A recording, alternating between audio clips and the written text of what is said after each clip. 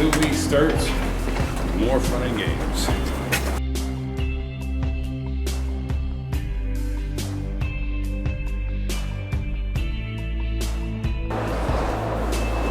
Another Atlantic caucus completed off to National Caucus, and the start of a great rah-rah day.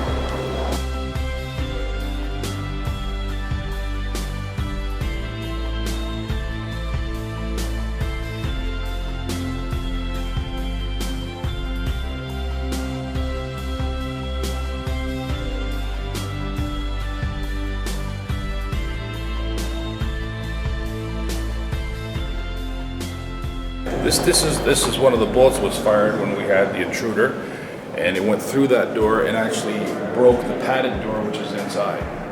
So that wasn't in the job description, but fellows like jail here kept us safe, and thank you.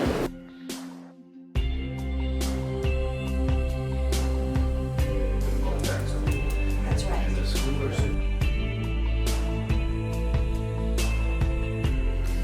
Well, there are two ways of doing it. Of course, you can do it through the background officer, which is the formal way.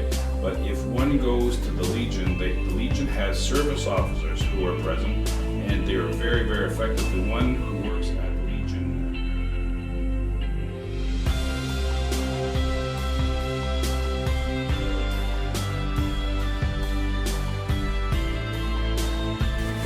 Okay. Bye.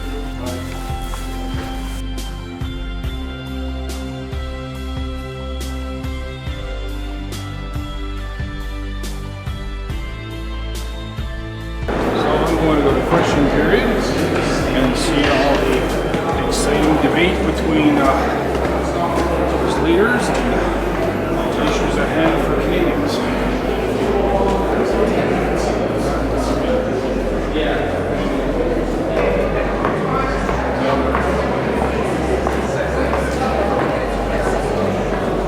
Could the Parliamentary Secretary to the Minister of Justice inform this House as to the effects of this legislation?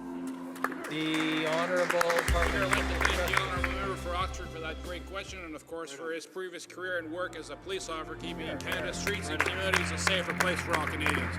Mr. Speaker, Canadians do not believe that those convicted of the most heinous murders should have access to parole. This legislation would make that a reality.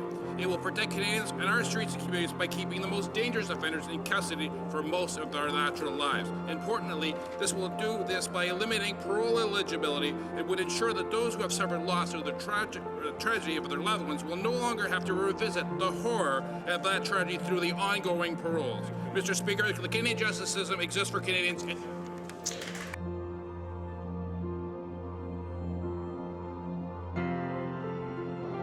This would end with the passage of this bill. Last week, Prime Minister Harper pledged to Canadians that our government would get tough on such offences and killers in cases where the crimes are particularly brutal and occur within the context of certain aggravating circumstances spelled out in Bill C-53.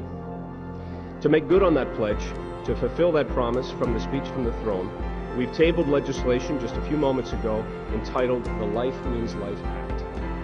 As the name implies, this legislation would ensure that certain classes of criminals, those who commit the most serious crimes, will be subject to mandatory life imprisonment without the possibility of parole.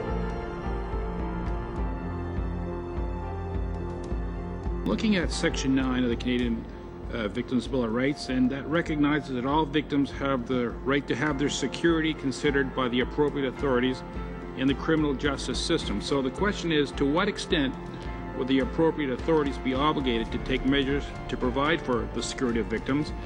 And as a sub-question, are the Parole Board of Canada and Correctional Services of Canada appropriate authorities obligated to take these measures to provide the security of victims?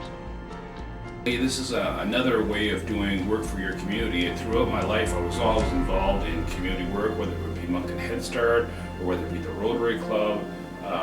You know, I've always been involved in some sort of community work, and I guess this brings community work to another level. And in essence, I mean, it may seem simplistic, but my objective is basically, you know, when I've gone to the beyond, that basically what I've left behind is a better place for those who I live with and work with.